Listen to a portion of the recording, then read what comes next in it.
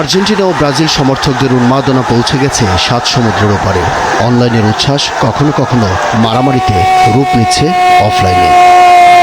বিশ্বকাপের শেষ হলো শ্বাসরুদ্ধকর ম্যাচে মিশরকে হারিয়ে কোয়ার্টার ফাইনাল নিশ্চিত করে আর্জেন্টিনা। যুক্তরাষ্ট্রের আটলান্টায় সেই জয়ে যখন গোটা বিশ্ব মাতোয়ারা, তখন বাংলাদেশের কুমিল্লায় মিশরের এক সমর্থককে পিটিয়ে হত্যা করেছে আর্জেন্টিনার ভক্তরা। তবে দেশের সমর্থকদের অতি বাড়াবাড়ির ঘটনা এটাই প্রথম নয়।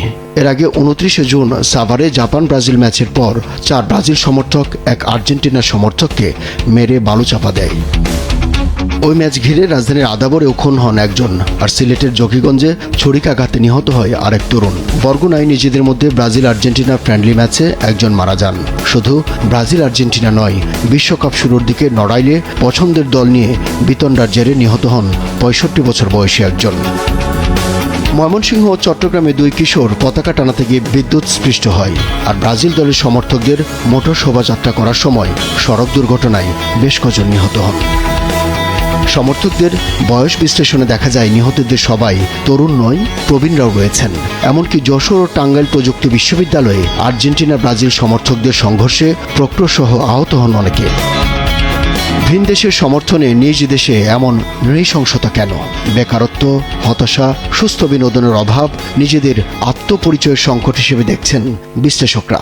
আমরা তাদের সাথে ওই ব্রাজিল বা আর্জেন্টিনা সাপোর্টের সাথে নিজেদের একাত্মতা ঘোষণা করছি এবং করার ফলে পার্সোনাল আইডেন্টিটি হিসাবে কাজ করছে। অর্থাৎ ওরা হেরে গেলে আমরা মনে করছি আমি নিজেই হেরে গেলাম, যার ফলে সে কিন্তু সুইসাইড অ্যাটেম্পের মতো আত্মঘাতী সিদ্ধান্ত নিতে দ্বিধাবোধ করছে না।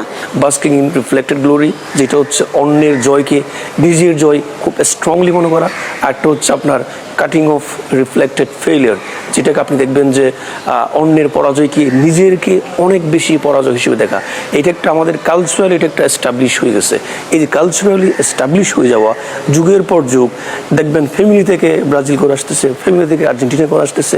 এই একটা কালচারাল এস্টাবলিশমেন্ট হওয়ার কারণে কিন্তু এই সমস্যাগুলো বাড়তেছে। এজন্য এখনো বিশ্বকাপের কয়েকটি ম্যাচ বাকি আছে। বিদায় ব্রাজিল, টিকে আছে আর্জেন্টিনা। ফলে বাংলাদেশের সমর্থকদের মাঝে নতুন করে শঙ্কা আছে। বিশেষজ্ঞরা বলছেন পরিবার, সমাজ, শিক্ষা প্রতিষ্ঠানে এই নিয়ে আলোচনা করা উচিত। যে মানলো তার ইভেন্টটা জানা উচিত, যে তার কেন, কোন মেন্টাল স্টেট থেকে সেই ধরনের অপরাধমূলক কাজের সাথে জড়িয়ে গেল। যখন তারা দেখবে যে এই ধরনের কাজগুলো আইন বহির্ভূত কাজ, তখন তারা আস্তে আস্তে এই ধরনের কলিশন, এই ধরনের এফ্রে, এই ধরনের মেহেম থেকে তারা নিজেদেরকে সেভ রাখতে পারবে। ফুটবল এখন আর ব্রাজিল আর্জেন্টিনার লাতিনে সীমাবদ্ধ নেই।